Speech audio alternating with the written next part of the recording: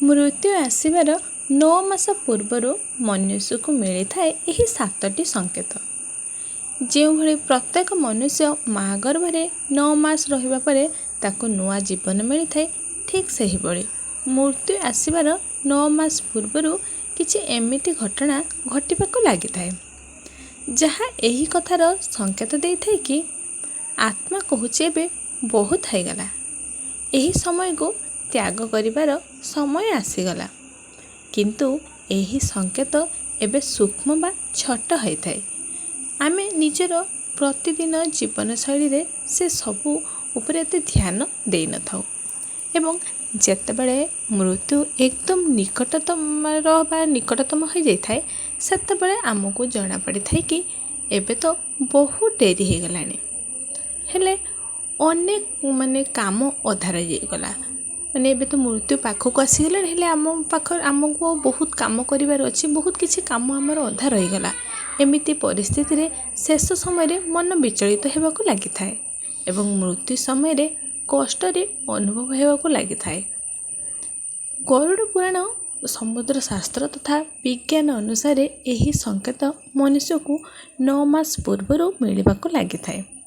ଯଦି କୌଣସି ବ୍ୟକ୍ତି ନିଜର ମାତାର ଗର୍ଭରେ 10 ମାସ ଯାଏ ରହିଥାଏ, ତାହେଲେ ତାକୁ 10 ମାସ ପୂର୍ବରୁ ଏବଂ ସେହିପରି ଯଦି କେହି 7 ମାସ ମା ଗର୍ଭରେ ରହିଥାଏ, ତାହେଲେ ତାକୁ 7 ମାସ ପୂର୍ବରୁ ମୃତ୍ୟୁର ସଂକେତ ମିଳିବା ପାଇଁ ଲାଗିଥାଏ। କିଛି ପିଲା ଅଛନ୍ତି ଯେଉଁମାନେ 10 ମାସ ପୁରି ନଥାଏ, ଆଗୁଆ ହେଇଯାଆନ୍ତି 7 ମାସରେ, ତ ସେମିତି ତାଙ୍କୁ 7 ମାସ ଆଗରୁ ସୂଚନା ମିଳିଯିବ। ଯେଉଁମାନେ 9 ମାସ ରହିକି ଜନ୍ମ ହୋଇଛନ୍ତି ତାଙ୍କୁ 9 ମାସ ପୂର୍ବରୁ ମିଳିବ, ଯାହାଦ୍ୱାରା ଆମେ ଜାଣିପାରିବା ମୃତ୍ୟୁ ଆମର ନିକଟତର ଅଛି। ଯଦି ସାଙ୍ଗମାନେ ଆପଣମାନେ ଏତେ ପର୍ଯ୍ୟନ୍ତ ଆମ ଚ୍ୟାନେଲକୁ ସବସ୍କ୍ରାଇବ୍ କରିନାହାନ୍ତି, ତାହେଲେ ଜଲ୍ଦି ଡେରି ନକରି ସବସ୍କ୍ରାଇବ୍ କରିଦିଅନ୍ତୁ ଆଉ ପାଖରେ ଥିବା ବେଲ୍ ଆଇକନ୍କୁ ପ୍ରେସ୍ କରିଦିଅନ୍ତୁ। ମୁଁ ଆଗକୁ ଯେତେବେଳେ ଏମିତି ନୂଆ ଭିଡ଼ିଓ ନେଇକି ଆସିବି, ତ ଆପଣଙ୍କ ପାଖରେ ଯାଇକି ନୋଟିଫିକେସନ୍ ପହଞ୍ଚିଯିବ। ତ ଚାଲନ୍ତୁ ଜାଣିବା ସେହି ସଂକେତ ଗୁଡ଼ିକ କ'ଣ। ନମ୍ବର 1 ହେଉଛି, ମନୁଷ୍ୟର ଶରୀରରେ 7ଟି ଚକ୍ର ଥାଏ। ପ୍ରଥମ ଚକ୍ର ହେଉଛି ମୂଳାଧାର ଚକ୍ର, ଦ୍ୱିତୀୟ ଚକ୍ର ହେଉଛି ଲିଙ୍ଗ ଚକ୍ର, ତୃତୀୟ ଚକ୍ର ହେଉଛି ନାଭି ଚକ୍ର, ଚତୁର୍ଥ ହୃଦୟ ଚକ୍ର, ପଞ୍ଚମ କଣ୍ଠ ଚକ୍ର ଓ ଷଷ୍ଠ ହେଉଛି ଆଧା ଚକ୍ର। ସପ୍ତମ ଚକ୍ର ହେଉଛି ସହସ୍ରସାର ଚକ୍ର। ଯେତେବେଳେ ମନୁଷ୍ୟ ପ୍ରାଣତ୍ୟାଗ କରିଥାଏ, ଏହି ଚକ୍ର ମଧ୍ୟରୁ କୌଣସି ଏକ ଚକ୍ର ଦ୍ୱାରା ଆତ୍ମା ଶରୀରରୁ ବାହାରକୁ ବାହାରିଥାଏ। ଯୋଗୀ ମୁନି ଏବଂ ପୁରାଣ ଦ୍ୱାରା କୁହାଯାଇଛି କି ଯେତେବେଳେ ମନୁଷ୍ୟର ସମୟ ନିକଟତର ହୋଇଆସେ ବା ମୃତ୍ୟୁର ସମୟ ନିକଟତର ହୋଇଆସେ, ସେତେବେଳେ ନାଭି ଚକ୍ରରେ ଗତିବିଧି ଆରମ୍ଭ ହୋଇଯାଇଥାଏ। ନାଭି ଚକ୍ର ଭାଙ୍ଗିବାକୁ ଲାଗିଥାଏ। ନାଭି ଚକ୍ର ଶରୀରର କେନ୍ଦ୍ର ଚକ୍ର ହୋଇଥାଏ, ଯେଉଁଠାରେ ଜନ୍ମ କାଳରେ ଶରୀରର ରଚନା ଆରମ୍ଭ ହୋଇଥାଏ।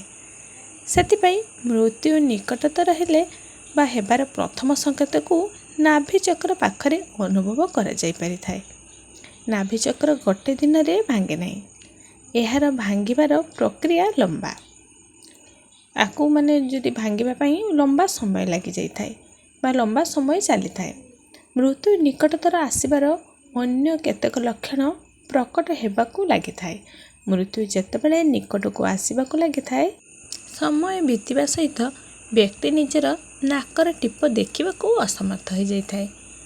ନମ୍ବର 2 ସଂକେତ ହେଉଛି, ମୃତ୍ୟୁର କିଛି ଦିନ ପୂର୍ବରୁ ସେ ବ୍ୟକ୍ତିଙ୍କୁ ଆକାଶରେ ଥିବା ଜହ୍ନ ଏବଂ ଅନ୍ୟ ଗ୍ରହ ଆଦି ଖଣ୍ଡ ହୋଇକି ବା ବିଖଣ୍ଡିତ ହେବାକୁ ଲାଗିଥାଏ। ତାଙ୍କୁ ଦେଖାଯିବ ସେମିତି ଆକାଶରେ ସବୁ ସେ ବ୍ୟକ୍ତିକୁ ଲାଗିଥାଏ ଜହ୍ନ 2 ଭାଗରେ ବିଭକ୍ତ ହୋଇଯାଇଛି, କିନ୍ତୁ ପ୍ରକୃତରେ ସେମିତି କିଛି ହୋଇନଥାଏ।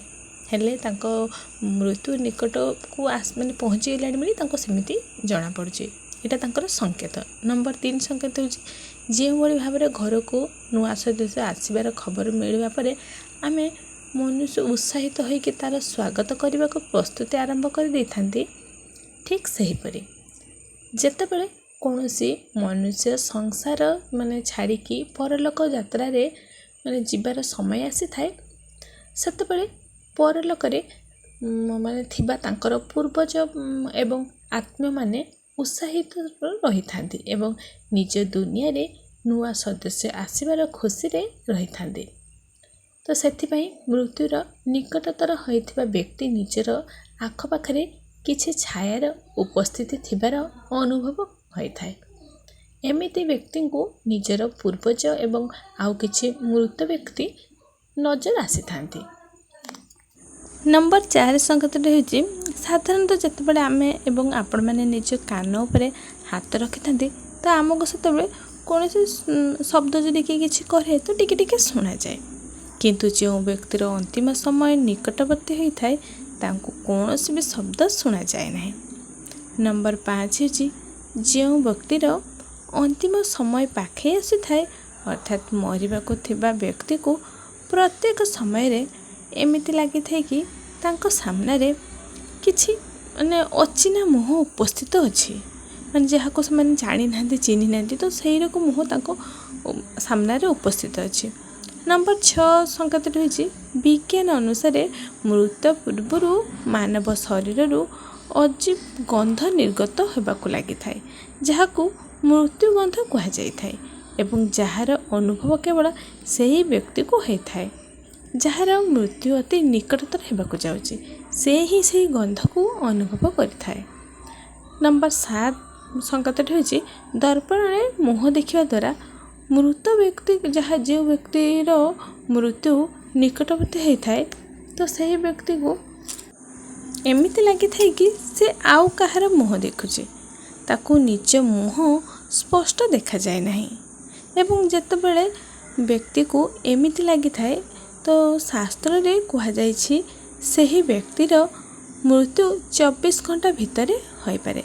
जेतेबेले माने से व्यक्ति ओइना सामने निज मुह को देखिबो निज मुह को से चिन्हि पारिबनी अचिन्हा करिबो तो सेतेबेले से लोकटी जानिबा दरकार जे यार संकेत होछि जे से आ 24 घंटा भितर मृत्युवरण करिबो। वीडियोटी को यही शेष करुछि। जदि यही वीडियोटी आपण मानको भल लागिछि ताले लाइक करिवे, शेयर करिवे, सब्सक्राइब करिवे। कमेंट रे जगतर नाथ जगन्नाथंकर नाम निश्चय लिखिदेवे। ठाकुरଙ୍କ आशीर्वाद आपणଙ୍କ ऊपर रही थाउ। आपणଙ୍କ जीवन सुखमय हो। रहुछि। जय जगन्नाथ।